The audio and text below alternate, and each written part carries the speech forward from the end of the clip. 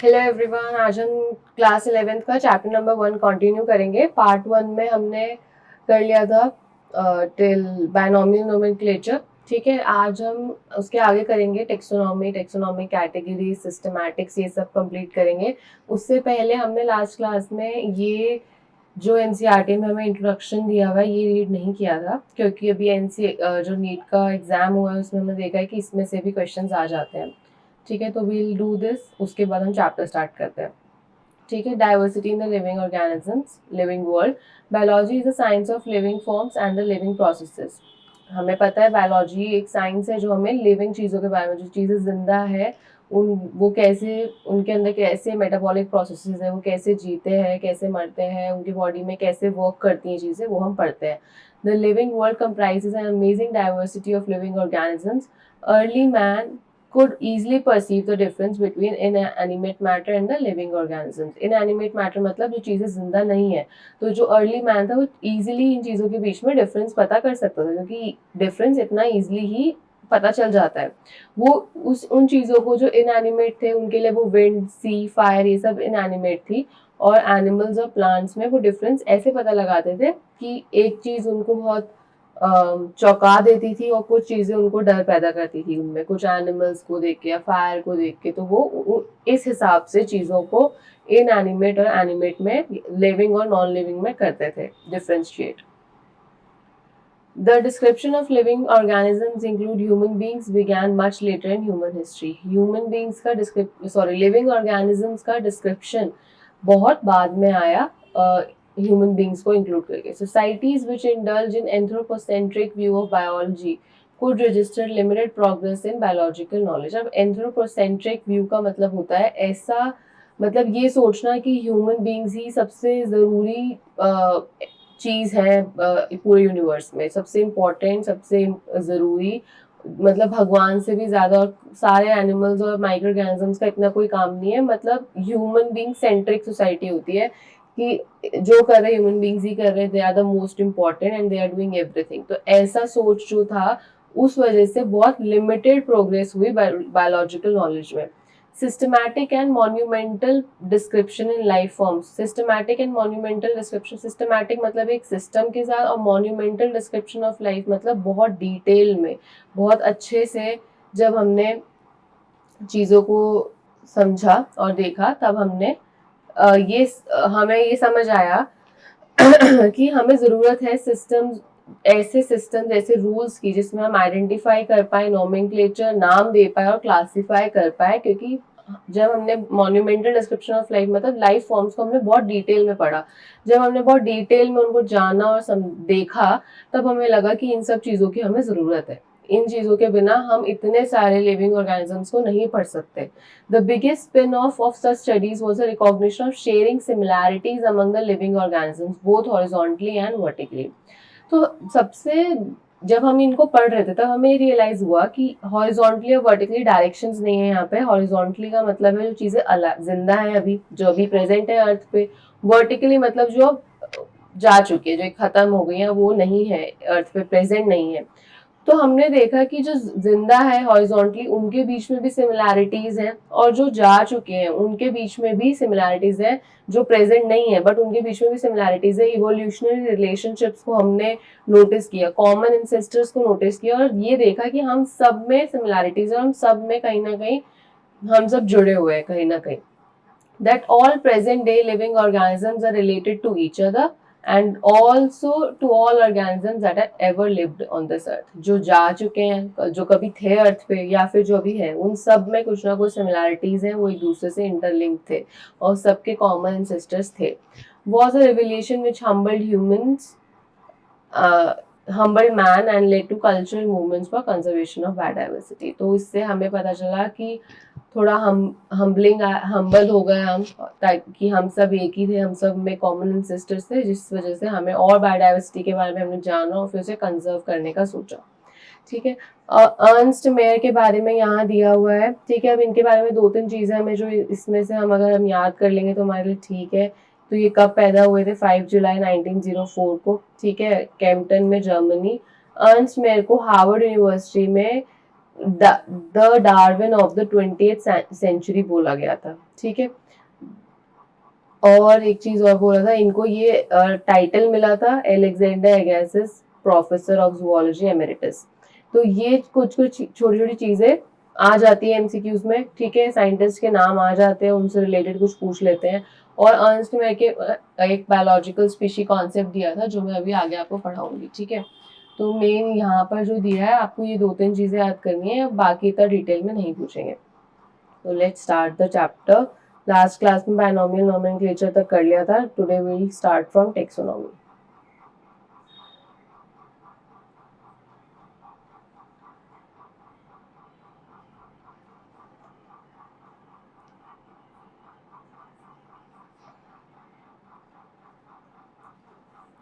देखो हमने last class में देखा था नोमेनक्लेचर क्या होता है। बेसिकली नोमेनक्लेचर क्या है? नोमेनक्लेचर मतलब नाम देना किसी चीज को।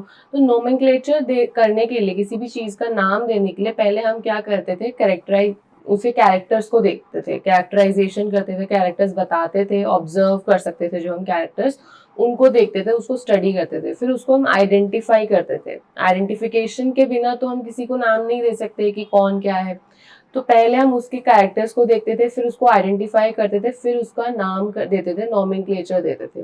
नोमेनक्लेचर होने के बाद उसको हम क्लासिफाई करते थे, क्लासिफिकेशन करते थे कि इतने सारे ऑर्गेनिजम्स हैं, ठीक है। हमने उनके कैरेक्टर्स को देखा, हमने उनको आइडेंटिफाई किया कि ओके ये इसमें ये कैरेक्टर है कि फोटोसिंथेसिस करता है, ये चल सकता है, और इसकी लीव्स में ऐसी वेनेशन है, ठीक है। तो ये इस टाइप का प्लांट है। दूसरे को हमने देखा तो हमने उसको आइडेंटिफाई करके उसको दूसरा नाम दे दिया। फिर हमने जब इनको आइडेंटिफाई करके नाम दे दिया तो इतने सारे ऑर्गेनिजम्स हैं, तो अब सबको तो अलग अलग नहीं पढ़ सकते हैं। तो हमने जब उनमें सिमिलैरिटीज देखी तो उनकी कुछ कैटेगरीज बना दी, ठीक है। तो इन कैटेगरीज को जब हम जो हम कैटेगरीज बनाते हैं on the basis of some observable characters, और फिर उन ऑर्गेनिजम्स को उन कैटेगरीज में डाल देते हैं, किसके बेसिस पे? उनके कैरेक्टर्स के बेसिस पे। इसे क्लासिफिकेशन कहते हैं, ठीक है। तो बेसिकली टेक्सोनॉमी समझने से पहले हमें क्लासिफिकेशन पता होना चाहिए, क्योंकि classification is a very important step, ठीक है। बिना क्लासिफाई करे there are so many micro living organisms including plants and everything, कि हम उन सबको अलग अलग पढ़ना is very difficult job. Classification basically एक प्रोसेस है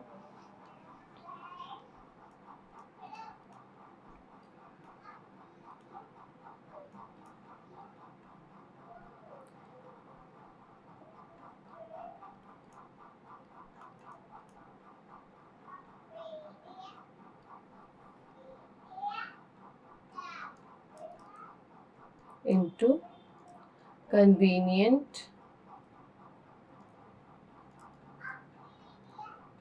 कैटेगरीज। हमने किसी भी चीज को, कोई भी लिविंग ऑर्गेनिज्म को ग्रुप कर दिया कैटेगरीज में, किसके बेसिस पे? On the basis of observable, जिनको हम अगर उनके, जो हमें बस आंखों से दिख जाएगा, उसकी मॉर्फोलॉजी दिख जाएगी, ये सब को देख के, उन सब कैरेक्टर्स को देख के, इतने सारे लिविंग ऑर्गेनिजम्स में उन सब के कैरेक्टर्स को देखा और उन्हें एक कैटेगरी में डाल दिया, अगर उनमें कुछ सिमिलैरिटीज या फिर ऐसी चीजें थी जो एक कैटेगरी में आ सकती थी। हम इंडियंस हैं, ये कैटेगरी अगर मैं कंसिडर करूँ, इंडियन एक कैटेगरी है। क्यों है एक इंडियन कैटेगरी? हम में कुछ ऐसी सिमिलैरिटीज हैं कि हम इंडिया में बॉर्न हुए, हमारा आई शेप ऐसा होता है, हमारा स्किन कलर ऐसा होता है। इन सब चीजों को देख के वी आर इंडियंस। हमारी भाषा क्या है, द वे वी स्पीक, हमारा एक्सेंट क्या है, इन सब चीजों, ये कैरेक्टर्स है जो इजिली कोई देख सकता है, इन सब को देख के हमें कोई इंडियन बोलता है। तो ये कैटेगरी है। आप किसी कोरियन को देखोगे तो उसके फीचर्स को देख के बता दोगे कि ये चाइनीज है, ये कोरियन है, भाषा को देख के बता दोगे। तो दीज आर कैटेगरीज, और हम किसी को कैटेगरी में तब डालते हैं जब हम उसके कैरेक्टर्स को ऑब्जर्व करते हैं, ठीक है। अब ये जो कैटेगरी है,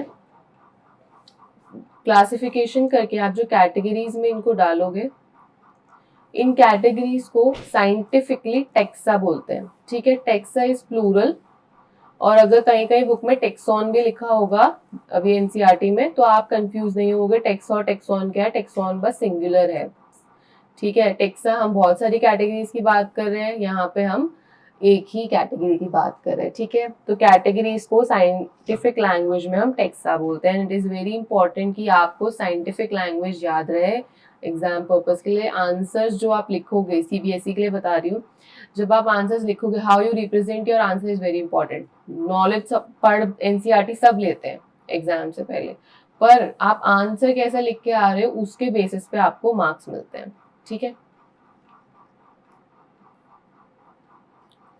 जस्ट अ मिनट।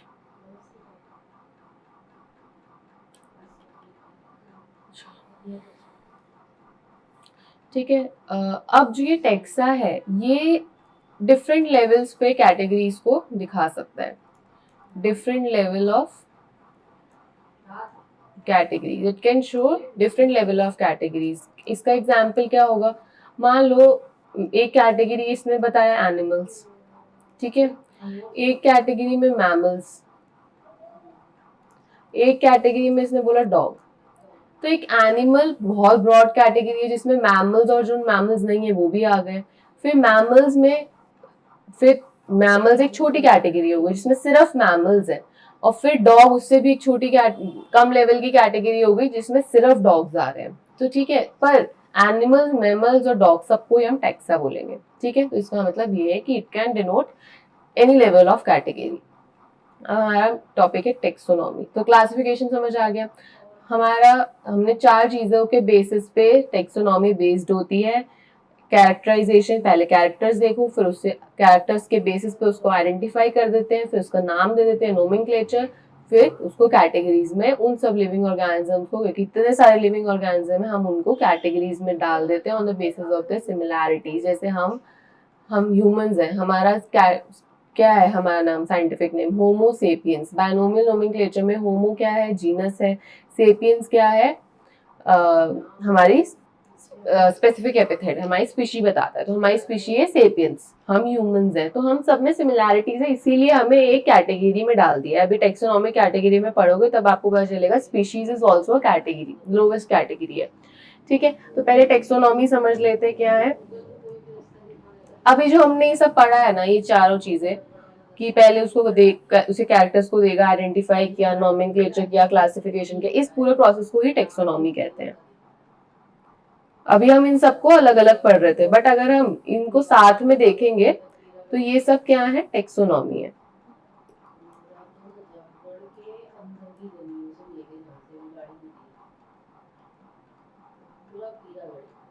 ठीक है, टेक्सोनॉमी क्या है, बेसिकली प्रोसेस। इसकी मैं डेफिनेशन लिखवा देती हूँ क्योंकि एनसीईआरटी में ढंग से मेंशन नहीं है। बेसिकली प्रोसेस ऑफ क्लासिफिकेशन है। अगर मैं इसको सिंपल लैंग्वेज में लिखूं तो प्रोसेस ऑफ क्लासिफिकेशन, और अगर मैं इसको प्रॉपर डेफिनेशन में लिखूं, ठीक है, तो क्या होगा, एक सेकेंड,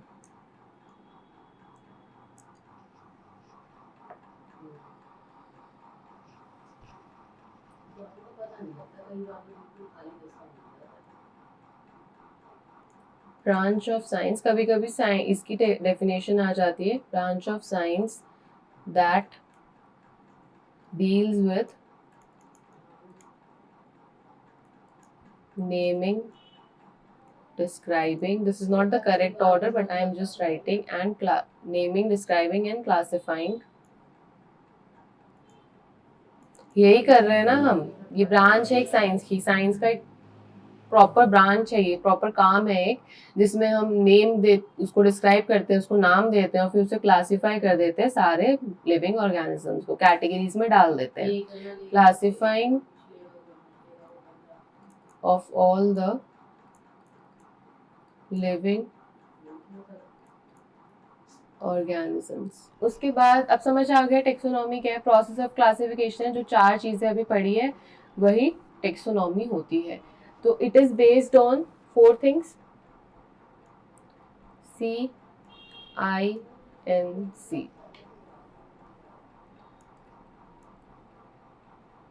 कैरेक्टराइजेशन,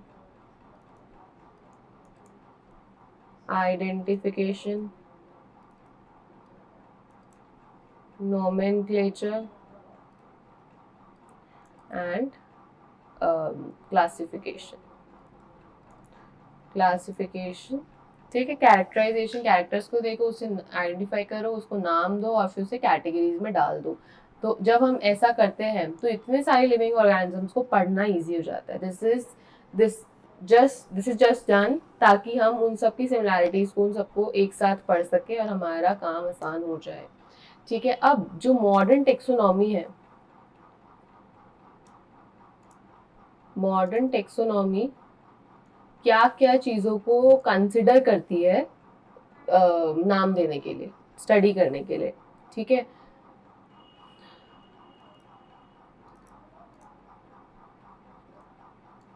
किस किस पे बेस्ड होती है? External and internal structures.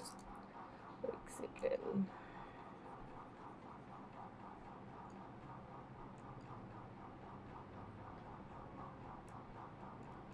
External and internal structures. Cell development को देखेंगे हम, उसका सेल कैसे डेवलप करता है, उसका एक्सटर्नल और इंटरनल स्ट्रक्चर कैसा है, स्ट्रक्चर ऑफ सेल को देखेंगे। यहाँ पे सेल डेवलपमेंट की जगह डेवलपमेंट प्रोसेसेस दिया हुआ है एनसीईआरटी में, तो आप वही लिख लो। External internal structures, development process, उसकी बॉडी कैसे डेवलप होती है, वो ऑर्गेनिज्म कैसे डेवलप होता है, उसके सेल का स्ट्रक्चर कैसा है, प्रोकैरियोटिक है, यूकैरियोटिक है, ठीक है। और एक चीज़ और है, इकोलॉजिकल इंफॉर्मेशन। इकोलॉजिकल इन्फॉर्मेशन मतलब वो किस इकोसिस्टम से आ रहा है, किस हैबिटेट से आ रहा है, क्योंकि हम जहाँ से आ रहे होते हैं हमारा बॉडी उसी हिसाब से काम करता है, उसी हिसाब से हमारी हैबिट्स होती है, हमारा नेचर होता है वो, ठीक है। तो इसीलिए एक ऑर्गेनिज्म का इकोलॉजिकल इन्फॉर्मेशन भी ज़रूरी होता है उसको समझने के लिए, ठीक है। और अगर मैं टेक्सोनॉमी, एक ग्रीक वर्ड है, ये इम्पॉर्टेंट है, ये ग्रीक वर्ड है, ठीक है। अब मैं इसको अगर ब्रेक करूँ तो इसका मतलब यही है,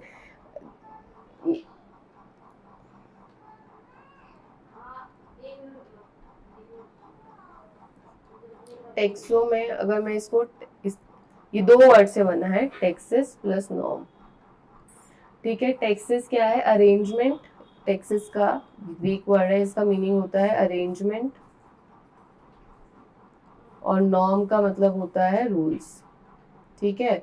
तो हम on the basis of some rules and criteria we do an arrangement of all the living organisms present and which were present on earth, ठीक है। अब टेक्सोनॉमी से ही सिमिलर, मतलब टेक्सोनॉमी ही होती है वो भी, बट उसमें एक चीज और इंक्लूड हो जाती है, तो हम उसे सिस्टमैटिक्स बोल देते हैं, ठीक है।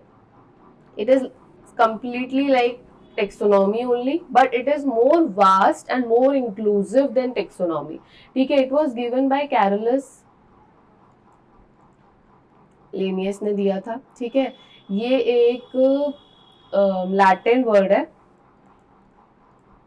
और जिसका मतलब होता है arrangement of all the living organisms, ठीक है। बेसिकली हम इसमें मतलब कह रही हूँ उसका इसमें हम basically arrangement of all the living organisms करते हैं, टेक्सोनॉमी में भी हम अरेंजमेंट ही करते हैं। तो इसमें क्या अलग है, हम इसको क्यों अलग से पढ़ रहे हैं, ठीक है। इसको हम इसलिए अलग से पढ़ रहे हैं क्योंकि taxonomy was based on CINC, अभी ऊपर देखा हमने, ये 4 चीजों पे बेस्ड है टेक्सोनॉमी, यही पूरा प्रोसेस है। पर सिस्टमैटिक्स में CINC प्लस फाइलोजेनेटिक्स भी आ जाता है, फाइलोजेनेटिक रिलेशनशिप्स या सिस्टम, ठीक है। फाइलोजेनेटिक रिलेशनशिप मतलब इवोल्यूशनरी हिस्ट्री हम उनकी देखेंगे कि उनके कॉमन एंसेस्टर्स को देखेंगे, उनमें इवोल्यूशनरी रिलेशनशिप क्या है दो लिविंग ऑर्गेनिजम्स में, अगर उनमें कुछ कॉमन एंसेस्टर्स है, कुछ कॉमन इवोल्यूशनरी हिस्ट्री है, उनका रिलेशनशिप है, तो मतलब वो लिंक्ड है, वो क्लोजली लिंक्ड है। तो क्लोजली लिंक्ड ऑर्गेनिजम्स को हम सेम सेम कैटेगरीज में डालते जाते हैं according to which category it is, ठीक है। तो characterization, identification, nomenclature, classification plus phylogenetic relationships को भी हम स्टडी करते हैं इसमें। फाइलोजेनेटिक रिलेशनशिप्स मतलब एवोल्यूशनरी रिलेशनशिप्स को जानते हैं कि हाँ वो कहाँ से इवॉल्व हुए हैं, कहाँ से आए हैं।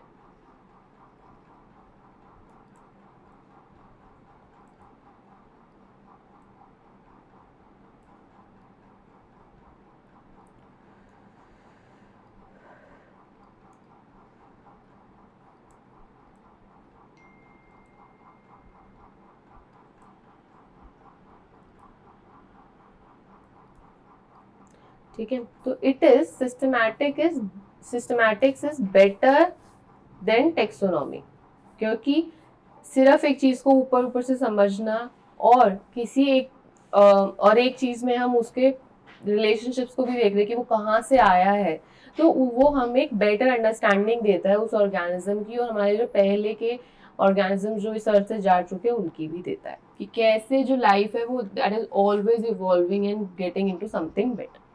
ठीक है, तो this is CINC plus phylogeny भी कहीं कहीं लिखा होता है, फाइलोजेनेटिक रिलेशनशिप्स, सेम बात है। ठीक है, फाइलोजेनी मतलब इवोल्यूशनरी रिलेशनशिप्स को, इवोल्यूशनरी हिस्ट्री को भी हम जब इंक्लूड करें। NCERT एक बार देख लो, ये सब मैंने आपको बता दिया है। Classification is the process by which anything is grouped into convenient categories based on some easily observable characters. we easily recognize such as plants or animals, dogs or cats or insects। हम easily उनको देख सकते हैं कि ये plant है, ये animal है, ये dog है, ये cat है, ये insect है। The moment we use any term of these terms, we associate certain characters with the organism। जब हम बोलते हैं ये dog है तो कुछ एक कैरेक्टर्स हमारे दिमाग में आता है, जब हम बोलते हैं ये कैट है तो कुछ एक कैरेक्टर्स हमारे दिमाग में आते हैं। ठीक है, तो all of these are examples. तो यहाँ पे दिया हुआ है scientific term for the categories taxa, and ये भी मैंने आपको बता दिया है। Animal, similarly animals, mammal, dogs are all taxa, but you know that dog is a mammal and mammals are animals. तो ये डिफरेंट लेवल्स ऑफ टेक्सा को दिखाते हैं। Based on characteristics of all living organisms can be classified into different taxa। This process is taxonomy। जब हम characteristics के basis पर अलग अलग टेक्सा में डाल देते हैं, कैटेगरीज में डाल देते हैं, तो इसको हम टेक्सोनॉमी बोलते हैं। किसके बेस पे, किस पे बेस्ड है? External, internal structures, structure of cell development process, ecological information are essential and form the basis of modern taxonomy। और हाँ देखो, टेक्सोनॉमी कुछ नई चीज नहीं है। देखो यहाँ पे पढ़ती हूँ, है characterization, identification, classification, nomenclature are the process basic to taxonomy. It is not something new, human beings have always been doing it, but पहले उसको अपनी जरूरत के हिसाब से करते थे, in the reference of their own use. मतलब जो अर्ली ह्यूमंस थे, जैसे कि कुछ जो चीज वो खा रहे हैं ये खाने की चीज है, जो वो जिससे वो अपना कपड़े बना रहे पहनते, ये क्लोथिंग है, जिससे उन्हें शेल्टर मिलता है, वो शेल्टर है। तो उन्होंने जो चीज़ों को वो यूज़ कर रहे थे उनके बेसिस पे कैटेगरीज में डाल दिया, क्लासीफाई कर दिया। तो the basis of categories and everything is being changing always। ठीक है, human beings were since long not interested in knowing more about different kinds of, सिर्फ वो इंटरेस्टेड नहीं थे बट उनकी डाइवर्सिटी को भी समझना चाहते थे, but also relationships among them, कि वो कैसे लिंक्ड है एक दूसरे से। इस ब्रांच को हम सिस्टमैटिक्स बोलते हैं। The word systematic is a Latin word systema which means systematic arrangement of organisms. ठीक है, लीनियस ने दिया था। हाँ, ये बुक का नाम बताना भूल गई मैं, use systema naturae as a title of his publication. उसने उसमें सिस्टमैटिक्स को बताया है और क्लासीफाई किया है, और उस बुक का नाम है सिस्टेमा नेचुरे। ये PYQs में भी आया हुआ है। This is very important. Book का नाम आपको पता होना चाहिए किसकी है, कैरलेस लिनियस की। The scope of systematic was later enlarged to include identification, nomenclature, classification. बाद में सिस्टमैटिक्स में पहले सिर्फ उनके फाइलोजेनेटिक जो हम अरेंजमेंट कर रहे थे उसमें इन सब चीज़ों को भी इंक्लूड किया और इवोल्यूशन रिलेशनशिप्स को भी इंक्लूड किया। ठीक है, अब टेक्सोनॉमी कैटेगरीज को देखते हैं। अब हमने टेक्सोनॉमी तो समझ ली, अब हमने ये देखा कि वो कैटेगरीज में डाल रहे हैं, पर अब वो कौन सी कैटेगरीज है, वो कैटेगरीज कैसे बनाई जाती हैं।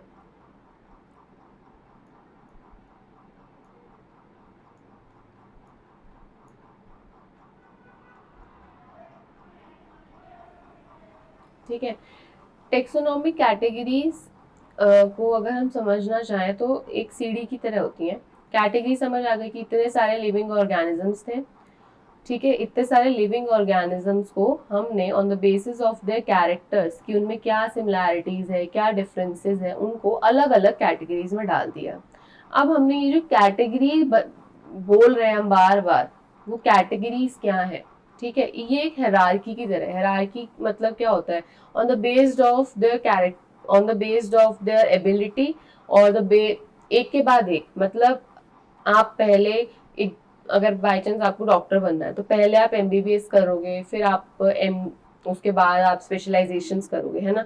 ऐसा तो नहीं होगा ना 12th के बाद पहले स्पेशलाइजेशन कर लो फिर एमबीबीएस करो, नहीं।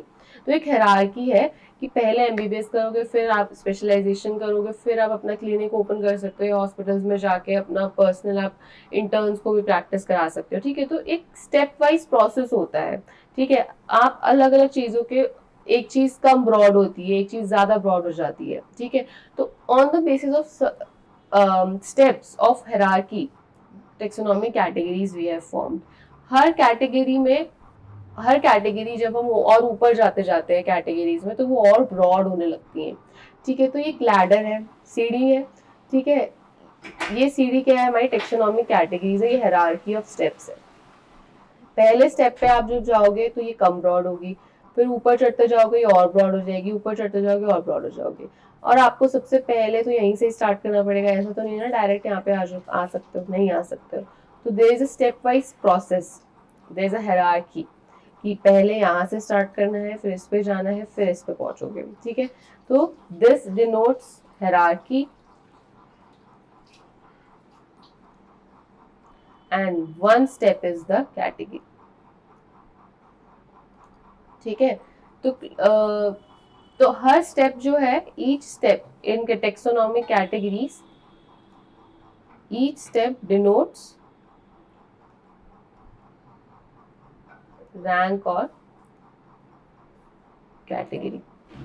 हर कैटेगरी को हम एक टेक्सोनॉमिक कैटेगरी बोलते हैं, और हर कैटेगरी क्या है, यूनिट ऑफ क्लासिफिकेशन।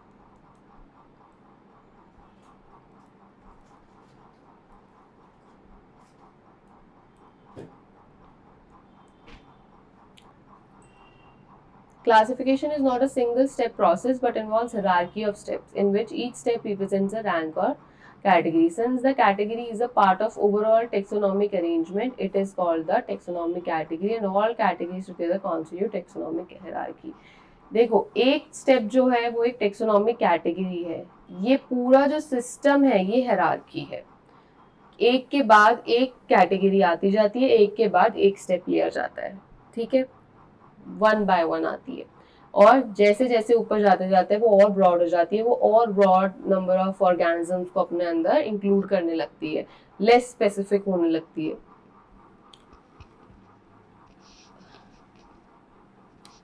ठीक है। अब 7 कैटेगरीज में हमने सेवन टेक्सोनॉमिक कैटेगरीज है।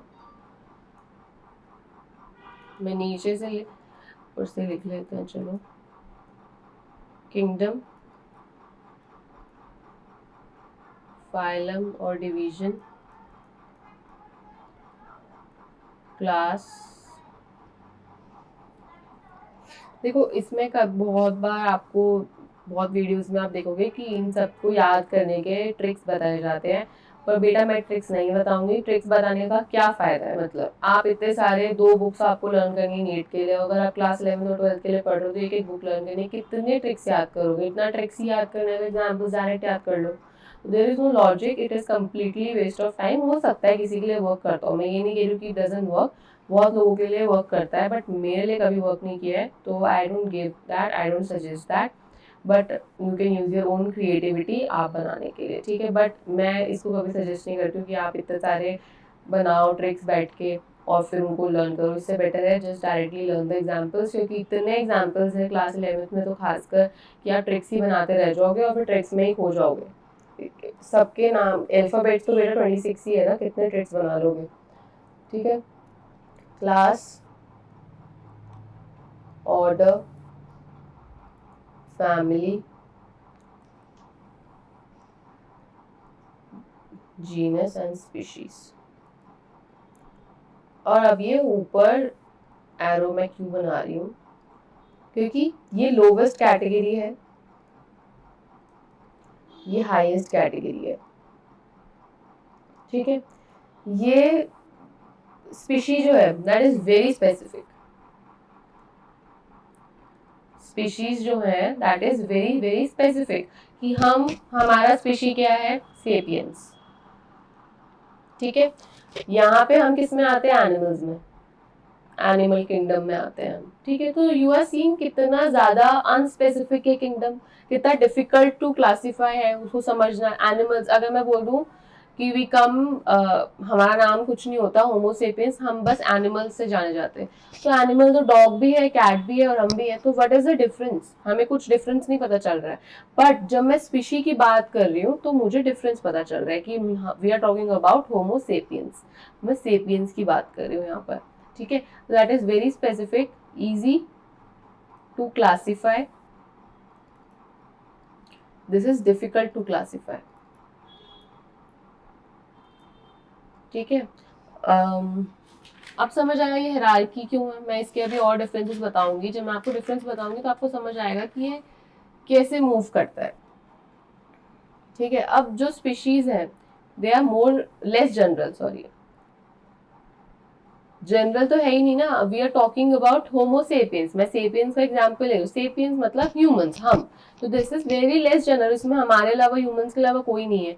बट यहाँ एनिमल्स है तो this is very general, more general, इसमें तो सब आ गए एनिमल्स, डॉग भी है, कैट भी है, लायन भी है, और भी उससे छोटे छोटे रेप्टाइल्स, ये सब भी आ गए एनिमल्स में। तो पर स्पीशीज में सिर्फ हम सेपियंस की बात करें, अगर हम प्लांट्स में बात करें तो एक प्लांट किंगडम हो गया, और मैं एक बात करूं मैग्निफेरा इंडिका, तो मैंगो की बात हो रही है, तो this is the difference between a kingdom and species. तो जितना हम ऊपर जाते जाते हैं ये उतना कम होता जाता है, जैसे जीनस कम स्पेसिफिक होगा स्पीशी से, जो क्लोजली रिलेटेड स्पीशीज होंगी वो जीनस में आ जाएंगी, जो क्लोजली रिलेटेड जीनस होंगे वो एक फैमिली में आ जाएंगे, जो क्लोजली रिलेटेड फैमिली में होंगे वो एक ऑर्डर में आ जाएंगे, जो क्लोजली रिलेटेड ऑर्डर होंगे वो एक क्लास में आ जाएंगे, जो क्लोजली रिलेटेड क्लास होंगे वो एक फाइलम में आ जाएंगे, एनिमल्स में डिवीजन में आ जाएंगी, प्लांट्स में डिवीजन प्लांट्स के लिए होता है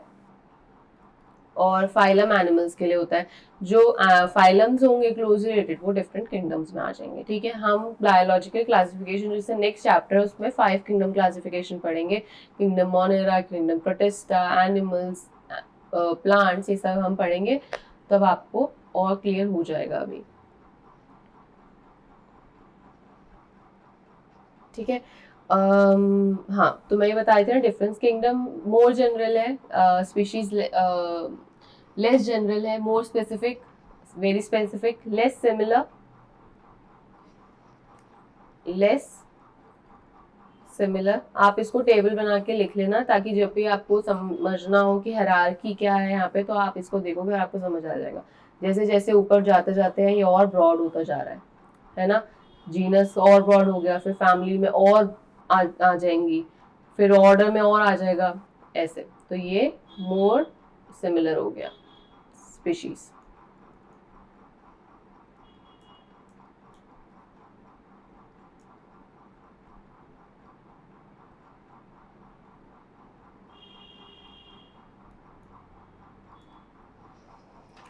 ठीक है, अब एक एक करके देखते हैं, स्पीशीज में सबसे ज्यादा पढ़ना है, उसके बाद हम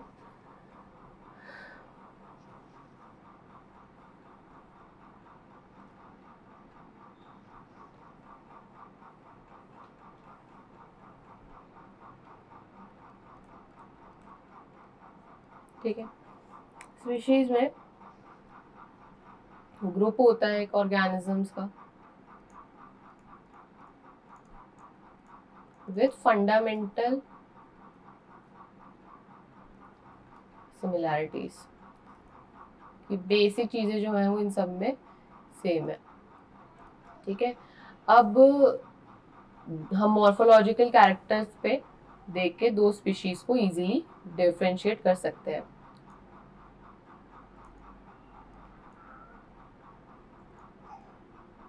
जैसे कि एक मैं बोलूं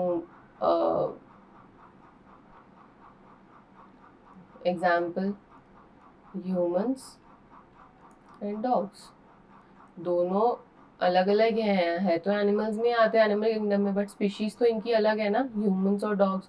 तो हम एक मॉर्फोलॉजिकल, मेरी मॉर्फोलॉजी आप देखोगे, डॉग की मॉर्फोलॉजी देखोगे तो इजीली आप डिफरेंशिएट कर दोगे, ठीक है।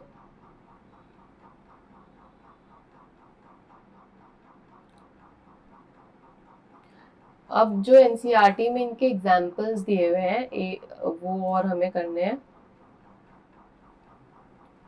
देखो यहाँ पे दिया हुआ है, let us consider Magnifera indica, Solanum tubersum, Panthera leo. All three names indica, tubersum and leo represent specific epithet. ये हमने binomial nomenclature में पढ़ लिया है. While the first word Magnifera, Solanum, Panthera are genera and represents another higher level of taxonomy. ये higher level of category हो गई जो और broad हो गई है, which is less specific than species. Each genus may have more than one specific epithet representing different organisms, but having a morphological similarities. Each genus, her genus में एक से ज़्यादा स्पेसिफिक एपिथेट हो सकते हैं जो अलग ऑर्गेनिजम्स को दिखाएंगे, बट उनमें मॉर्फोलॉजिकल सिमिलैरिटीज होंगी, इसीलिए उनको हमने एक जीनस में डाला है। ये मैं जीनस में आपको बताऊंगी एक बार और फिर से, इसको हम पॉलिटिपिक जीनस कहते हैं। For example Panthera has epithet tigress, Solanum, देखो पैंथेरा लियो और पैंथेरा टाइग्रेस, दो पैंथेरा जीनस सेम है पर स्पीशीज अलग है। कुछ इनमें चीजें ऐसी सेम होंगी जिस वजह से सेम जीनस में आ रहे हैं, बट अलग स्पीशी में आ रहे हैं, तो कुछ चीजें अलग भी होंगी, है ना। तो Solanum include species like nigrum and melongena. Human beings belong to the species Sapiens, which is grouped in the genus Homo.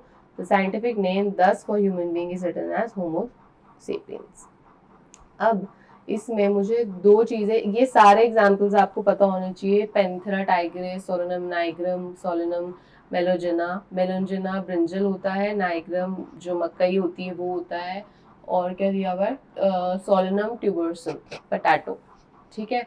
Mangifera indica mango होता है, पैंथेरा लियो लायन होता है, पैंथेरा टाइग्रेस टाइगर होता है, और एक और दिया हुआ है, अभी मैं आगे बताती हूँ आपको। अब अर्नस्ट मेयर के बारे में मैंने आपको स्टार्टिंग में बताया था, जो हमें दिया हुआ है। तो जो अर्नस्ट मेयर हैं, उन्होंने एक कॉन्सेप्ट दिया था, बायोलॉजिकल स्पीशी कॉन्सेप्ट। इस कॉन्सेप्ट में उन्होंने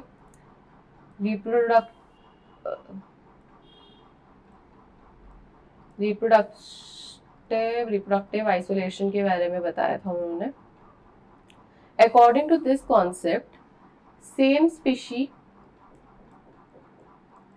के जो ऑर्गेनिजम्स हैं वो एक दूसरे के साथ इंटरब्रीड करते हैं और वो फर्टाइल ऑफस्प्रिंग्स बनाते हैं, ठीक है। सेम स्पीशी में जो ग्रुप ऑफ ऑर्गेनिजम्स हैं वो इंटरब्रीड करते हैं, फर्टाइल ऑफस्प्रिंग्स बनाते हैं। जैसे ह्यूमन के साथ रिप्रोडक्शन करेगा, इंटरब्रीड करेगा, डॉग के साथ ही करता है, ठीक है। तो इन सब के जो ऑफस्प्रिंग्स होंगे वो फर्टाइल होंगे, वो अपनी प्रोजेनी को आगे बढ़ा सकते हैं, ठीक है। पर ठीक है, तो इसको और जो अगर दो स्पीशीज अलग अलग स्पीशीज इंटरब्रीड नहीं करती हैं, ठीक है, but no different species interbreed, इस कंसेप्ट को हम कहते हैं रिप्रोडक्टिव आइसोलेशन, ठीक है। आइसोलेशन है कि एक स्पीशी एक के साथ ही करती है, बट साइंस में there is always an exception. तो इस पर एमसीक्यूज आए हुए हैं नीट में प्रीवियस ईयर, और ये सीबीएसई में भी पूछ सकते हैं क्योंकि सीबीएसई में भी एमसीक्यूज आते हैं। एक्सेप्शन ये है कि some closely related species also breed,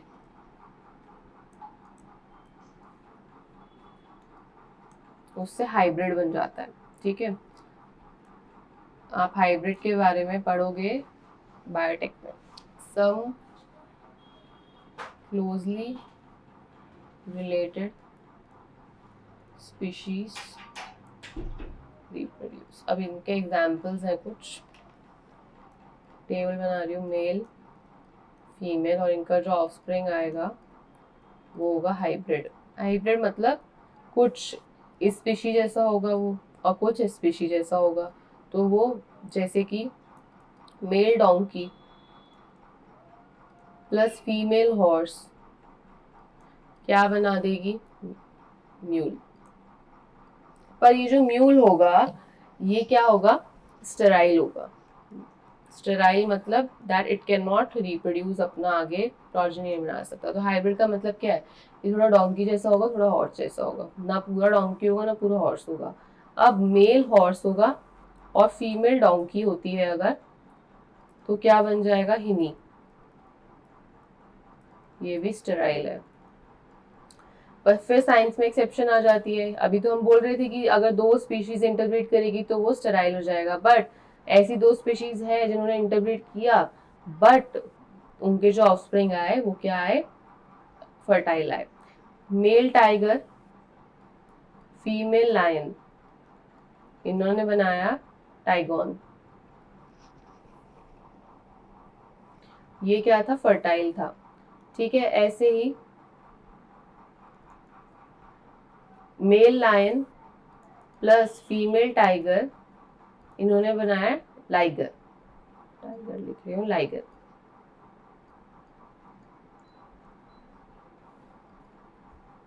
ठीक है, and this was also fertile. तो इन दोनों में ये स्टेराइल है, इन दोनों में ये फर्टाइल है। These are two different species but ये क्लोजली रिलेटेड है। इसलिए जब इन्होंने ब्रीड किया तो इन्होंने हाइब्रिड्स बनाए, एक को म्यूल, हिनी, टाइगन और लाइगर। म्यूल और हिनी स्टेराइल होते हैं, टाइगन और लाइगर फर्टाइल होते हैं। स्टेराइल का मतलब इनफर्टाइल, जो भी रिप्रोड्यूस नहीं कर सकते हैं। फर्टाइल मतलब जो नॉर्मल रिप्रोडक्शन कर सकते हैं। ठीक है, तो दिस वाज स्पीशीज। अब जो आगे जीनस वगैरह है वो मैं आपको बुक में से पढ़ाऊंगी, उसमें बस आपको, अच्छा इनके जो सफिक्स है वो मैं आपको साथ ही साथ बताते जाऊंगी, और एग्जाम्पल्स मेन लर्न करने, एग्जाम्पल्स में से ही आएगा। ठीक है, एक बार इनके ना सफिक्स लिख लो। जीनस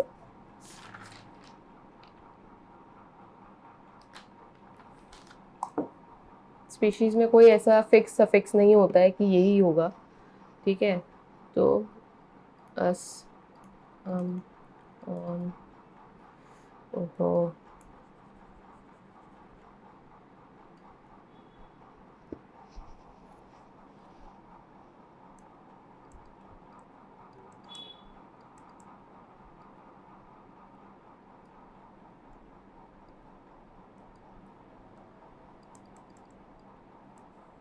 सफिक्स का मतलब क्या होता है, दीज आर सफिक्स जो एक वर्ड के लास्ट में लग रहा है। तो जब ऐसे कोई वर्ड्स लास्ट में होते हैं तो मतलब वो जीनस डिनोट कर रहा है। एग्जाम्पल क्या है, जैसे ट्रिटिकम, ट्राइटिकम, इसमें देखो अब यूएम आया ना, तो मतलब ये एक जीनस बता रहा है हमें। ठीक है, जीनस के एग्जाम्पल्स देख लेते हैं एनसीईआरटी में। एग्जाम्पल अब देखो इसमें क्लोज रिलेटेड स्पीशीज आ जाएंगी जिसमें हमारे more characters in common in comparison to species of other genera. ठीक है, मोर कैरेक्टर्स इन कॉमन मतलब जैसे दो स्पीशीज है, अलग अलग स्पीशीज है बट उनके कुछ कैरेक्टर्स कॉमन है, तो उनको हम एक जीनस में डाल देंगे। जैसे potato and brinjal are two different species but both looking belong to the solanum genus. Lion and leopard and tiger, leopard का पार्डस होता है species with several common features, इसको हम पैंथेरा में डाल देंगे। The genus differ from another genus felis which includes cats. Panthera अलग है, फेलिस अलग है, बट आप फैमिली में आगे देखोगे तो ये सब सेम फैमिली में आ जाएंगे अभी। तो इसी, अब क्यों ऐसा हुआ, क्योंकि फैमिली और ब्रॉड हो जाएगा।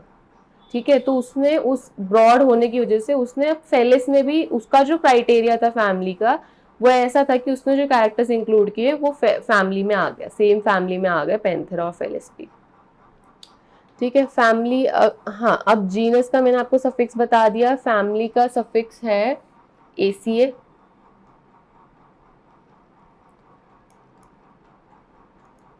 फैमिली में आएगा एसीए, ये प्लांट्स में होता है जैसे कि सोलेनेसिए।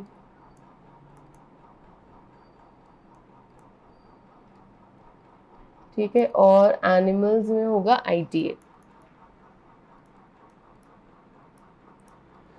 Example felidae. ठीक है,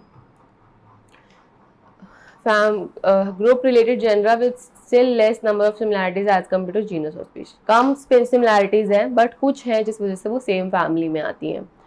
अब इसमें कैरेक्टराइज वो जो प्लांट्स है वो वेजिटेटिव और रिप्रोडक्टिव फीचर्स के में एक की ऊपर हमने इनको कैरेक्टराइज किया है। बेसिस क्या है, वेजिटेटिव और रिप्रोडक्टिव फीचर्स। ये पूछ सकते हैं किस बेसिस पे हम सेम फैमिली में डालते हैं, on the basis of vegetative and reproductive features. 3 different genera Solanum, Petunia, dhatura, same family में आते हैं Solanaceae. Among animals Panthera genus, lion, tiger, leopard is put along the genus Felis in the family Felidae. ठीक है, तो अब इनमें कुछ ऐसे, वैसे तो बहुत सिमिलर नहीं है, जब भी तो अलग जीनस में है, बट कुछ है जिस वजह से जो इसकी क्राइटेरिया था फैमिली का सेम में आ गए.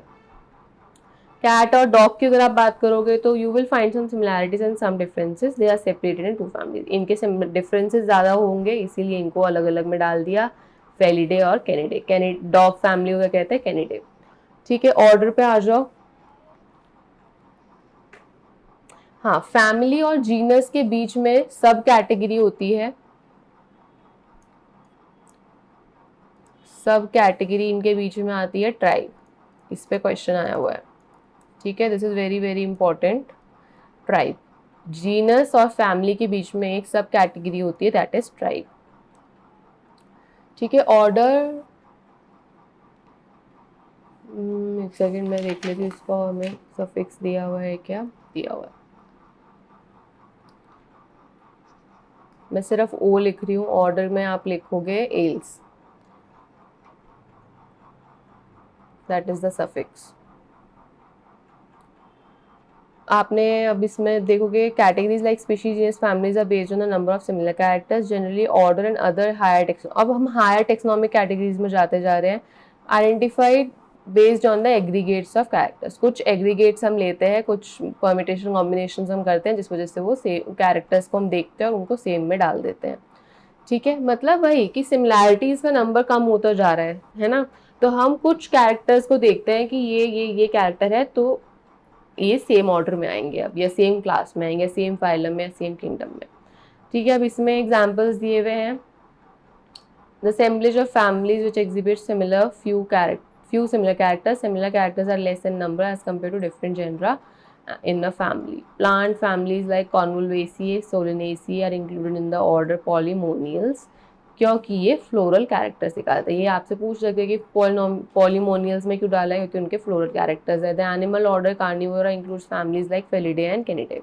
अब क्लास में आ जाओ. क्लास पे क्या है, हमारा सफिक्स ऑफ होगा फाइसिए.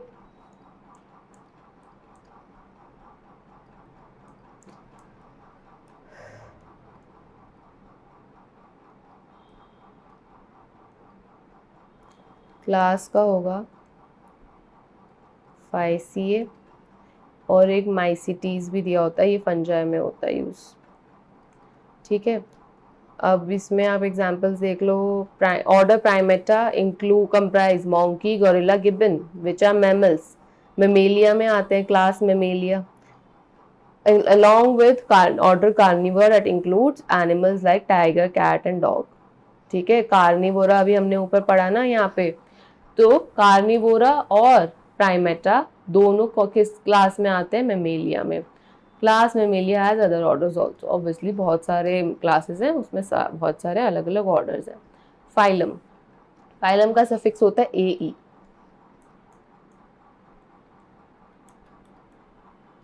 ठीक है, ए. अब इसमें अब और भी क्लासेस जिनमें हमारे जो क्लासेस है जिसमें हमारे एनिमल्स आते हैं, जैसे fishes, amphibians, reptiles, birds along with mammals constitute a higher category called phylum. ये सब एक सिमिलर फाइलम में आते हैं. All these based on common features like presence of notochord and dorsal hollow neural system. notochord मतलब जिससे हमारे embryonic stage में होते हैं. ये कॉर्डाट्स का फीचर है, कॉर्डेटा में आता है. Phylum chordata. Notochord spinal cord बना लेती है. हॉर्सल ड्यूरल न्यूरल सिस्टम मतलब पूरा डेवलप नर्वस सिस्टम होता है. ये सब हम एनिमल किंगडम में पढ़ेंगे, और ये कॉर्डेट्स का फीचर होता है, फाइलम में आता है. और इससे पहले भी बहुत सारे फाइलम्स हैं जो हम पढ़ेंगे. In case of plants classes like fewer similarities, हम उसको डिवीजन बोलते हैं. फिर किंगडम मैंने आपको एक्सप्लेन कर दिया. अब जो जितने भी अलग अलग हमारे फाइलम्स होंगे उनको हम और क्लासीफाई कर देंगे फर्दर, जिससे हम किंगडम बोल देंगे. और ये यहाँ पे हमने जो अभी समझा, ये टेबल यहाँ पे दिया हुआ है फिगर 1.1 में. ये बहुत इंपॉर्टेंट है, ये टेबल आपको याद करनी है. मैन का कॉमन नेम दिया है, फिर biological name, genus, family, order, class, phylum and division आपको इन सब का याद करना है, इसमें से पूछ सकते हैं आपको कुछ भी। ठीक है, ये चैप्टर ख़त्म। इसकी बैक एक्सरसाइज की मैं वीडियो डालूंगी जिसमें हम questions how to write the answer ये सीखेंगे। बेसिकली सीबीएसई के लिए ज़रूरी है, नीट के बच्चों के लिए तो ऑब्वियसली एमसीक्यूज़ का मैं वीडियो डालूंगी। इस चैप्टर की वेटेज इतनी नहीं है, इसमें से मुश्किल से 1-2 क्वेश्चन आते हैं, और वो पर हर चैप्टर को पढ़ना बहुत ज़रूरी है, क्योंकि एक तो अभी जो 2025 में नीट का एग्ज़ाम हुआ उसके बाद से एनीवेज भी नहीं पता है कि कौन कौन से कहीं से भी कितने भी वेटेज आ सकती है। ठीक है, तो इसीलिए it is very important to study everything. और आपको अगर ये नोट्स चाहिए, वैसे तो साथ के साथ ही आपको नोट्स बनाने होते हैं, बट फिर भी फॉर रेफरेंस अगर आपको कुछ चेक करना है तो ये सब मैं अपने ऐप पर अपलोड करती हूँ, और ऐप का लिंक बायो में है। और अगर आपको हमारी ऑनलाइन क्लासेस ज्वाइन करनी है, you can just directly go to our app from the link in bio, download, and everything will be there. Free test series, free study materials, whatever you need, everything is present there.